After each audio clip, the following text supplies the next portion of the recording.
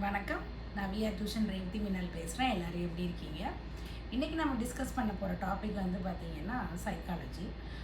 அதாவது நம்மளுடைய inner strength, அதாவது நமக்கு இருக்கிற திறமை எப்போ நமக்கு வந்து அது வெளிப்படும் அப்படின்னு பார்த்தீங்க அப்படின்னா, நமக்கு ஏதாவது நம்ம எதிர்பாராத ஒரு டேஞ்சர் நம்மளை நோக்கி வரும்போது நம்ம அந்த டேஞ்சரில் இருந்து நம்ம எப்படி நம்மளை தற்காத்து கொள்கிறோம், எப்படி நம்ம வந்து அதிலேருந்து நம்மளை அதாவது நம்ம எப்படி எஸ்கேப் ஆகி அந்த பர்டிகுலர் பிரச்சனையிலேருந்து நம்ம வெளியே வர்றோம் அப்படின்ற ஒரு விஷயமே நம்மளுக்கு வந்து சில நேரங்களில் ஒரு அன்கம்ஃபர்டபுளான சுச்சுவேஷன் நமக்கு நடக்கும் போது, இல்லை அன்கம்ஃபர்டபுளான சுச்சுவேஷனை நம்ம கடக்கும் போது மட்டும்தான் வந்துட்டு நம்மளையே வந்து அனலைஸ் பண்ணிக்க முடியும்.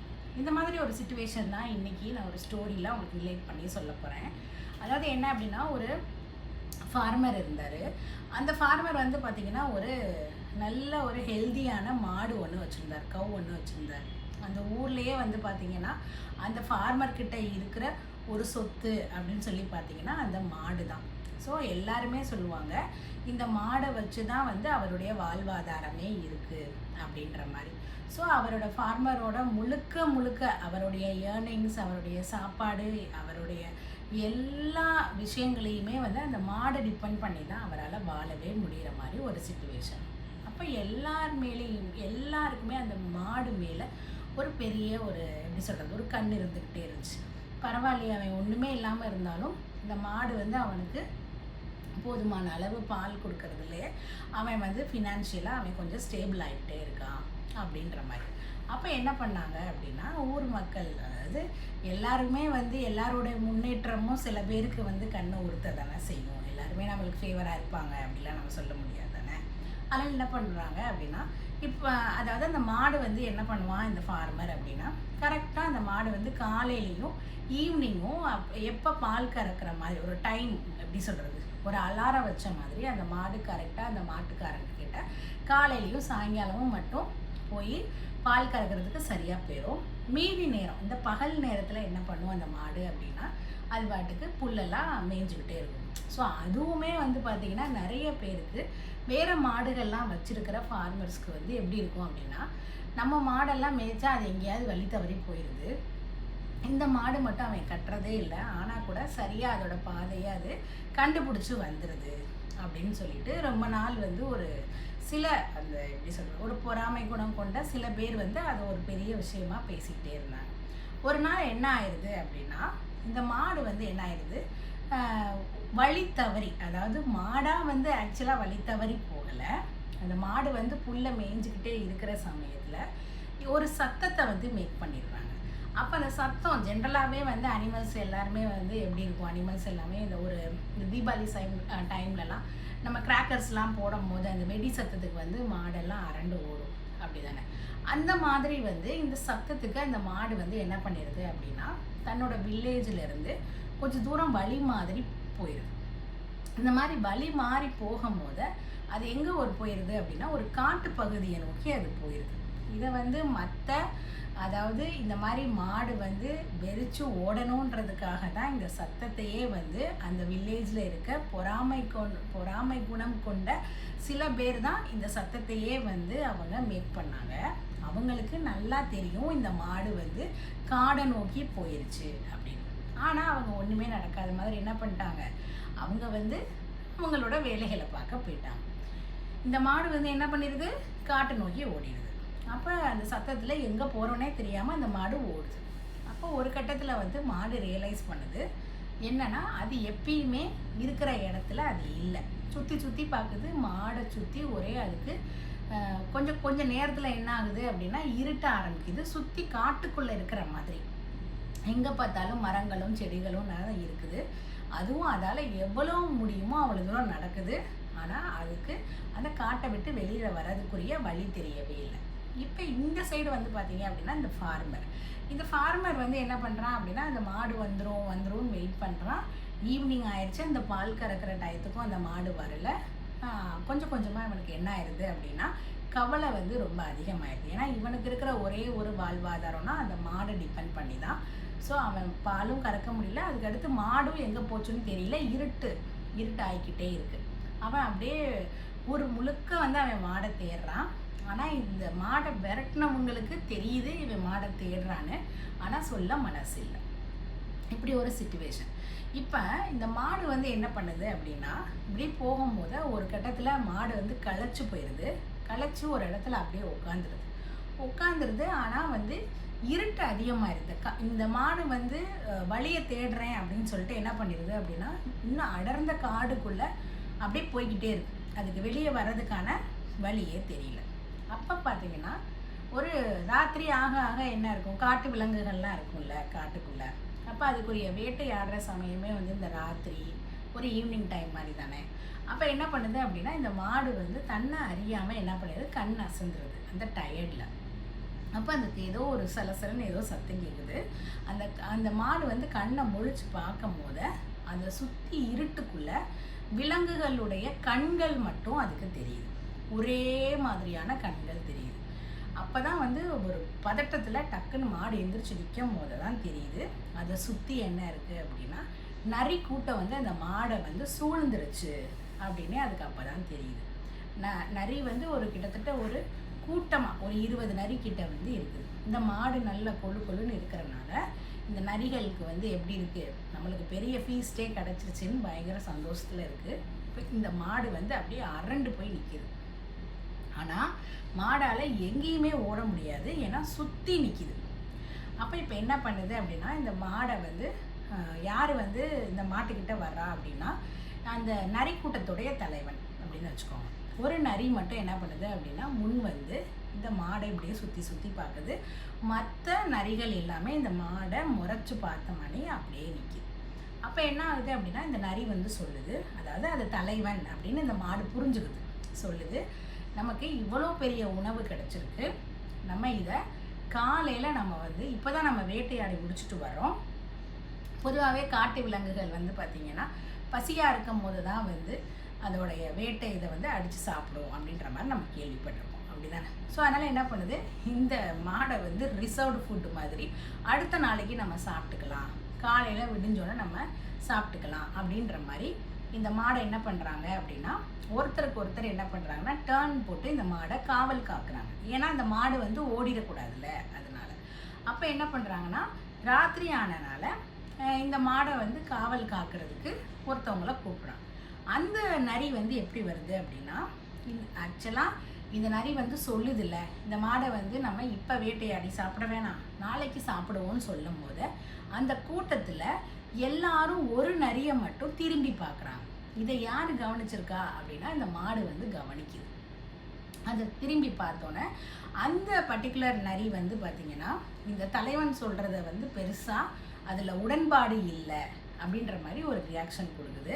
இதை பார்த்த அந்த தலைவன் இதை நரி வந்து என்ன பண்ணுது அப்படின்னா, அதுக்கு பனிஷ்மெண்ட் கொடுக்குற விதமாக, நீ தான் முதல்ல இந்த மாடை வந்து என்ன பண்ணணும், நீ தான் காவல் காக்கணும் அப்படின்னு சொல்லிட்டு பனிஷ்மெண்ட் கொடுத்துட்டு ஒரு 4-5 நரியை விட்டுட்டு அப்படியே அந்த நரி கூட்டம் வந்து வேறு இடத்துக்கு போயிடுது. இப்போவும் இந்த மாடால் வந்து அந்த நரி கூட்டத்திலேருந்து தப்பிக்க முடியாது. ஏன்னா இப்போ அதுக்கு நம்ம பிழைப்போம் அப்படின்ற ஒரு நம்பிக்கையே வந்து சுத்தமாக போயிடுச்சு. இப்போ வந்து அந்த நரி எல்லாமே இந்த மாடை முறைச்சி பார்த்த மணிக்கு அப்படியே எல்லா டைரெக்ஷன்லேருந்து ஒரு 5 நரி இந்த மாடை பார்த்துக்கிட்டே உட்காந்துருக்கு. இப்போ மாடு எங்கே எஸ்கேப் ஆக முடியும், ஒன்றும் பண்ண முடியாது. சரி, நமக்கு அது அவ்வளோதான் அப்படின்னு நினச்சிட்டு இந்த மாடு வந்து என்ன பண்ணுது, உட்காந்துருது. உட்காந்து கண்ணம் போடுது. அப்போ தான் ஒரு விஷயம் அதுக்கு வந்து போகுது. என்ன அப்படின்னா, இந்த நரி வந்து இந்த தலைவன் நரி வந்து ஒரு விஷயத்த சொல்லும் போது அந்த கூட்டத்தில் இருக்கிற ஒரு நரி மட்டும் அதை அப்போஸ் பண்ணுற மாதிரி, அதாவது அந்த முடிவில் விருப்பம் இல்லாத மாதிரி ஒரு ரியாக்ஷன் கொடுத்தது இந்த மாடு கவனிச்சிச்சு அப்படின்னு சொன்னேன்ல. அந்த நரி தான் இப்போ தலைவனாக அதாவது இந்த மாடை வந்து பாதுகாத்துட்ருக்கு. இப்போ அந்த நரிக்கிட்ட இந்த மாடு வந்து என்ன செய்யுது, பேசுது. என்ன பேசுது அப்படின்னா, நீ வந்து அடுத்த தலைவனாக ஆகணும் அப்படின்னு சொல்லி தான் நீங்கள் எல்லாரும் வந்து என்னைய வந்து எப்படி அடுத்த நாள் வேட்டையாடி சாப்பிட்றதுன்னு பேசும்போது மற்ற நரிகள் கூட்டம் வந்து நீ தான் அடுத்த தலைவன் ஆகணும்னு பேசுது, நீ தான் இந்த கூட்டத்துக்கு அடுத்த தலைவனா அப்படின்னு கேட்குது. ஏற்கனவே இந்த ஆசையில் இருந்த அந்த நரி, அந்த சின்ன நரி, அதுக்கு எப்படி இருக்குது அப்படின்னா, இந்த மாடு கேட்டோன்னா ஆசை வந்து அதிகமாயிடுச்சு. ஆனால் பொதுவாக மாடும் நரியும் வந்து யாரும் பேசிக்கிற இடத்துல இப்போ இல்லை, அப்படிதானே? நாளைக்கு இந்த நரிக்கு இந்த மாடு உணவாக போகுது. அதை பெருசாக அந்த நரி வந்து இந்த மாடு சொன்னதை கேட்டுச்சு, ஆனால் வந்து மைண்டில் ஏற்றலை. அதுக்கு ஒரு ஆசை, அது என்ன ஆசைப்படுதோ அதை மாடு சொல்லும் போது அதுக்கு ஒரு சந்தோஷமாக இருக்குது, ஆனால் அதை வெளிக்காமிக்கலை. அடுத்து என்ன பண்ணுறாங்க, கொஞ்சம் நேரம் ஆகுது, நைட்டு ஆக ஆக என்ன பண்ணுறாங்கன்னா, இந்த மாடு ஓடுற மாதிரி இல்லை, இதுதான் கேஷுவலாக உட்காந்துருக்க மாதிரி உட்காந்துருக்கேன், இதை பாதுகாக்கிறதுக்கு எதுக்கு 5 நரி அப்படின்ட்டு என்ன பண்ணுறாங்க அப்படின்னா, அதில் இருந்து ஒரு நரி மட்டும் உட்காந்துட்டு மீதி 4 நரியும் என்ன பண்ணுது அப்படின்னா தள்ளி போயிடுது. இந்த மாட்டுக்கு இவ்வளோ போதும் அப்படின்ற மாதிரி.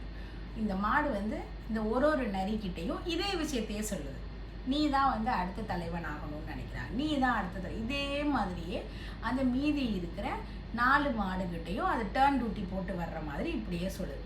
கடைசியில் என்ன ஆகுது, காலையில் விடியவும் செஞ்சிருது. விடிஞ்சோடனே என்ன ஆகுது, நீ இப்போ வந்து இது என்ன செஞ்சுருக்கு, இந்த மாடு வந்து கடைசி முயற்சி பண்ணியிருக்கு, அதால் ஓட முடியாது, ஆனால் வந்து இந்த மாதிரி ஏதாவது பேசி பார்ப்போன்னு கடைசி முயற்சி பண்ணுச்சு. இப்போ என்ன ஆயிடுச்சு அப்படின்னா, எல்லா நரிகள் கூட்டமும் வந்துருச்சு. ஏன்னா இவங்க தான் காலையில் இந்த மாடை அடித்து சாப்பிடணும்னு முடிவு பண்ணியிருக்காங்கல்ல. இப்போ மாடு தான் எங்கேயும் போலையே வந்துருச்சு. வந்து அதே மாதிரி தலைவன் நரி வருது. வந்து இந்த மாடை நான் முதல்ல வேட்டையாடுறேன், நீங்கள்லாம் சாப்பிடுங்க. ஏன்னா இந்த மாடு வந்து ஓட மாட்டேங்குது, இதை ஒன்றும் வேட்டையாடி சாப்பிட்றதுக்கு பெரிய விஷயம்லாம் ஒன்றும் இல்லை, ஒரு பாய்ச்சல் நான் பாய்ஞ்சாலே இந்த மாடு செத்து போயிடும், அப்படியே எல்லாரும் சாப்பிட்டுக்கோங்க அப்படின்னு சொல்லி இந்த தலைவன் நரி வந்து சொன்ன நிமிஷத்தில் இந்த அடுத்து இந்த மாடை முத காவல் காத்துச்சுல அந்த சின்ன நரி, அந்த நரி சொல்லுது, நீ என்ன பெரிய தலைவனா, நீ தான் எல்லாமே முடிவெடுக்கணுமா, ஏன் நீ சொல்கிறதா நாங்கள்லாம் கேட்கணுமா, இங்கே இருக்கிற கூட்டத்துக்கு நீ தலைவனாக இருக்கிறதுல விருப்பமா நீ என்னைக்காவது கேட்டிருக்கியா அப்படின்னு சொல்லி ஒரு ஆர்கியூமெண்ட்டை ஆரம்பிக்குது. இதை ஆரம்பித்தோன்னே இந்த மாடு தான் ஒரு நரிக்கிட்ட மட்டும் அதை சொல்லி வச்சிருந்துச்சு, மீதி இருக்கிற 4 நரிக்கிட்டையும் சொல்லி தானே வச்சிருந்துச்சு. கொஞ்சம் கொஞ்சமாக என்ன ஆயிருது அப்படின்னா, நரிகளுக்குள்ளே வந்து பேச்சுவார்த்தை, நரிகளுக்கு வந்து என்ன ஒரு விஷயத்த ஆணித்தனமாக இந்த மாடு பதிச்சிருக்கு மனசில் அப்படின்னா, இந்த மாடு எங்கேயும் போகாது, இந்த இறை நமக்கு தான், இதனால் ஓடவும் முடியாது, ஒன்றும் பண்ண முடியாது, இது நமக்கு தான்ட்டு நம்ம பேசி தீர்த்துக்குவோம் அப்படின்ற ஒரு முடிவுக்கு வந்து எல்லா நரிகளுக்கு நடுவில் சண்டை. நான் தான் பெருசு, நீ தான் பெருசு, நீ இப்படி பண்ண அப்படி பண்ண, நீ சொன்னது தான் கேட்கணுமா, அப்படி இப்படின்னு சொல்லிக்கிட்டு இருக்கிற நேரத்தில் இருக்கிறதுலையே கிளவரான அனிமலான நரியவே என்ன பண்ணிடுச்சு, இந்த மாடு ஏமாற்றி இப்போ வாழ்க்கையுடைய கடைசி நிமிஷத்துக்கு வந்துட்டோம், இதுக்கு மேலே வந்து நம்மளை பாதுகாக்க வேறு வழியே இல்லை அப்படின்னு நினைக்கும் போது ஒரு சான்ஸ் கிடைக்கிது அப்படின்னா, யாருமே ரொம்ப வீரமாகவும் அறிவாகவும் தான் அந்த இடத்துல நம்ம செயல்படுவோம், நம்மளையே அறியாமல். அப்போ என்ன பண்ணிடுச்சு, எந்த வேகத்தில் அந்த மாடு ஓடிச்சுன்னே தெரியல, அவ்வளோ ஒரு வேகத்தில் அந்த மாடு ஓடி எங்கே போகிறோன்னு அதுக்கு தெரியலை. ஆனால் நரிகளுடைய அந்த சண்டையோட சத்தம் ஓயிற வரைக்கும் இந்த மாடு ஓடிக்கிட்டே இருந்திருக்கு, திரும்பியே பார்க்க. அப்படி ஓடிக்கிட்டே இருக்கும் போது அப்படியே மரங்கள் கொஞ்சம் கொஞ்சமாக குறைஞ்சிருது. அப்படியே வந்து அது அந்த மாடு வந்து தன்னுடைய எங்கே ஓடி வந்தோன்னே தெரியாத மாடுக்கு அதோடைய கிராமத்துக்கே வர்றதுக்குரிய வழி தெரிஞ்சிருச்சு. அப்போ வழி தெரிஞ்சு அந்த மாடும் அடுத்த நாள் அதோடைய ஓனர்கிட்டையே அந்த மாடு வந்து வந்துருச்சு. இதை பார்த்த மற்ற வில்லேஜ் பீப்புளுக்கு ரொம்ப வந்து என்ன ஆயிடுச்சு அப்படின்னா, இந்த மாடு வந்து உண்மைக்கே ரொம்ப கிளவரான மாடு, ரொம்ப அறிவான மாடு, நம்ம காட்டுக்குள்ளே விரட்டியும் இன்னியாரும் அது இரையாகாமல் இது இப்படி வந்துருச்சே அப்படின்னு சொல்லி இந்த மாடை விரட்டின மற்ற ஃபார்மர்ஸ்க்கும் ரொம்ப கவலையாக இருந்துச்சு. இந்த மாடை இப்படி நம்ம மிஸ் பண்ணிட்டோமே அப்படின்னு சொல்லி அந்த நரிகள் கூட்டமும் அதுக்கப்புறம் தான் ரியலைஸ் பண்ணுச்சு. இந்த இடத்துல இந்த மாடு மாதிரி தான் நம்ம சில நேரங்களில் அதாவது நம்ம எப்படி சொல்கிறோன்னா, யாரோ ஏதோ செஞ்ச ஒரு விஷயத்துக்காக நம்ம சில நேரங்களில் ட்ராப் ஆயிடுறோம், அந்த விஷயத்தில் மாட்டிக்கிறோம். அப்போ அந்த மாதிரி மாட்டும் போது ஐயோ நம்ம இந்த விஷயத்து நம்ம வந்து எந்த தப்புமே பண்ணலையே, இப்படி வந்து நம்ம மாட்டிட்டோமே, ஐயோ நம்ம இதிலேருந்து எப்படி வெளிவர போகிறோம் அப்படின்னு ஒரு பதட்டம் அடைய நமக்கு எந்த விதமான தப்பிக்கிறதுக்கான பாதையும் நம்ம கண்ணுக்கு தெரியாது.